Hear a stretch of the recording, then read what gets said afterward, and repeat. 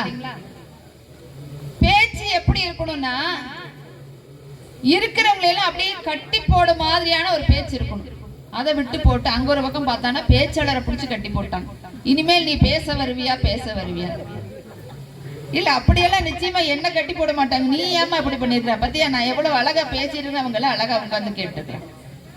இன்னைக்கெல்லாம் வாழ்க்கை எப்படி இருக்குதுன்னா, யாராவது பேசுறாங்கன்னா கேட்கறதுக்கு நமக்கு நேரம் கிடையாது. முன்னையெல்லாம் எப்படி இருப்பாங்கன்னா நாம் உண்டு நம்ம வேலை உண்டுன்னு இருப்பாங்க இல்லையா?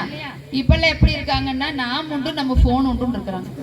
அந்த போன்ல என்ன நடக்குதுன்னே தெரிய மாட்டேங்குது. உலகமே அதுக்குள்ளதான் இருக்கு. மேல இருந்து யமதர்மன் பாக்குறாரு, அடே நானே உன்னை பிடிக்கணும்னு எருமக்கடா வாகனத்துல மெதுவாதாண்டா வரேன், நீ ஏன் என்னடா பண்றேன்னு வேகமா வண்டியில போனை பார்த்துட்டே போய் ஏன்டா விஸ்கர் விழுந்து என்னை அவசரமா ஓடி வச்சு நானே வர முடியாம கஷ்டப்பட்டு எருமக்கடா மேலேறி வர வேண்டியதா இருக்குதுன்னு யமதர்மனே பார்த்து சொல்ற அளவுக்கு நிகழ்வு இந்த பூலோகத்துல நடந்துட்டு இருக்குது இல்லையாமா? அப்படிதானே வாழ்க்கை போயிட்டு இருக்குது.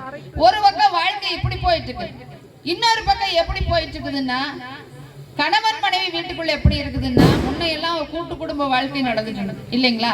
மாமனார் மாமியார் அப்புறம் சின்ன மாமியார் பெரிய மாமியார் அவங்களோட குழந்தைங்க அவங்களோட பேரம் பேத்தி இந்த மாதிரி கூட்டு குடும்ப வாழ்க்கை நடந்துட்டு இருந்துச்சு.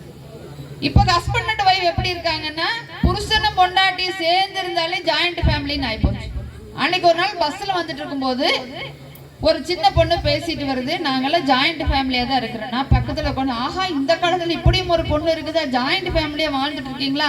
அம்மா எத்தனை பேருமா குடும்பத்துல இருக்கிறீங்க, யாராரு ஜாயிண்டா இருக்கீங்கன்னு கேக்குறேன். அந்த அம்மா சொல்லுது, ஒண்ணுல நானே எங்க ஹஸ்பண்ட் ஜாயிண்டா இருக்கோம், ஜாயிண்ட் ஃபேமிலி எப்படி. அதிர்ச்சியாகி அப்படியே நெஞ்ச பிடிச்சிட்டேன், அடா பாவமே இப்படியா. இன்னும் கொஞ்ச காலம் பாத்தீங்கன்னா பாதி மக்கள் என்ன பண்ணிடுறோம், பொழுதோட ஆனா சீரியலுக்குள்ளேயே மூழ்கி கிடக்கிறோம் இல்லைங்களா? சீரியல்ல சீரியஸா என்னென்ன நடக்குதுன்னே தெரியாத அளவுக்கு வாழ்க்கை போயிட்டு இருக்கு. சில நேரம் அப்படி போயிட்டு அதுல ஒரு மாமியார் மருமகள் கதை பாத்தீங்கன்னா ரொம்ப நாள் கழிச்சு ஒரு 10 வருஷமா மருமகளுக்கு குழந்தையே பிறக்கல. அப்பதான் எப்படியே கஷ்டப்பட்டு கன்சீவ் ஆகி குழந்தை பிறந்துச்சு. உடனே மாமியாக்காரி சொல்றாங்க, அப்பாடி ஒரு குழந்தை பிறக்கிறதுக்கு 10 வருஷம் ஆயிடுச்சு, இத்தனை வருஷம் கழிச்சு ஒரு குழந்தை பிறந்திருக்குது.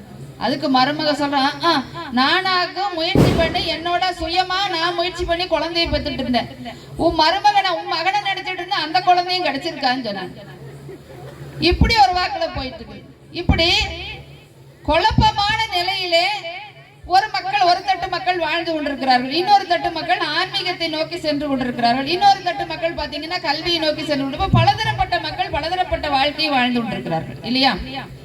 இன்னைக்கு நாம எடுத்துக்கொண்டிருக்கக்கூடிய தலைப்பு என்னன்னு பாத்தீங்கன்னா இல்லறத்திலும் இறை பக்தியிலும் சிறந்தவர்கள் ஆண்களா பெண்களா, இதுதான் நம்முடைய தலைப்பு. எது எப்படி இருந்தாலும் எல்லாவற்றிற்கும் அடிப்படையாக இருப்பது இல்லறம் தான் இல்லைங்களாமா? அதுல எந்த சந்தேகம் கிடையாது. இப்ப இல்லறத்திலிருந்து தான் அனைத்து தரப்பு மக்களும் வர்றாங்க இல்லைங்களாமா?